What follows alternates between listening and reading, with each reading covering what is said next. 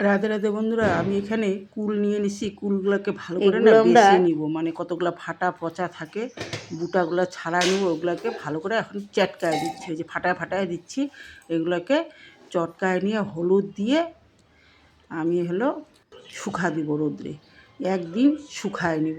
এই যে হলুদ দিয়ে মাখতেছি, ভালো করে মেখেও দিতে হয় এগুলোকে আচার বানাবো। রোদ্রে শুকায় নিলে না ভালো। এই যে রোদ্রে একদিন শুকায় নিছি, আবার নাড়ায় চাড়ায় নিচ্ছি। আমি ভালো করে নাড়ায় চাড়ায় 2 দিন শুকায় নিছি।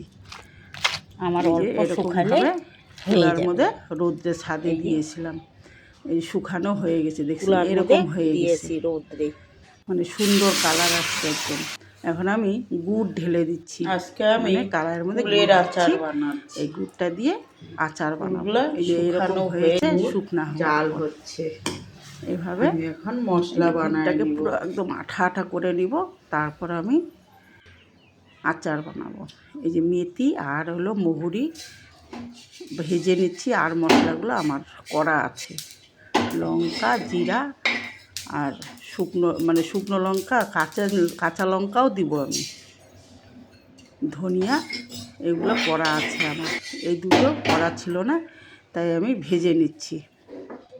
এখন গুড়টা হয়ে আসছে, আমি সেটাকে দিয়ে দিলাম, কুলগুলোকে ঢেলে দিলাম। এখন আমি সম্বার দিয়ে দিব। শুকনো লঙ্কা, কাঁচা লঙ্কা, পাঁচফোড়ন দিয়ে, নুনটা তো আগে দেওয়া ছিল না, নুনটাও দিয়ে দিব এখানটায়।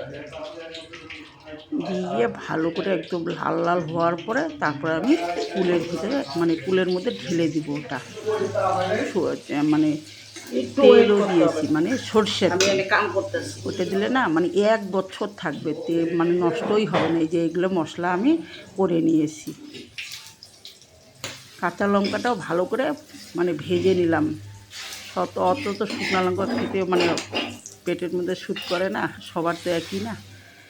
আমি এইভাবে ওইটা আবার ঢেলে দিলাম, নাড়ায় চাড়ায় নিয়ে আরেকটু হওয়ার পরে তারপরে আমি নামায় নিব। এইভাবে বানাই নেব, 1 বছর থাকে, একদম খুব টেস্টি হয়।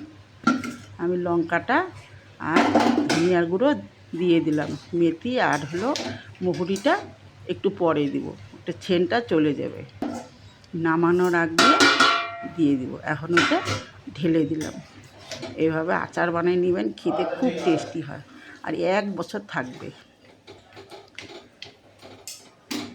আমার রান্নাটা যদি ভালো লাগে লাইক দিবেন একটা। আপনারা তো ভিডিও দেখে চলে যান, দিয়েন একটা লাইক।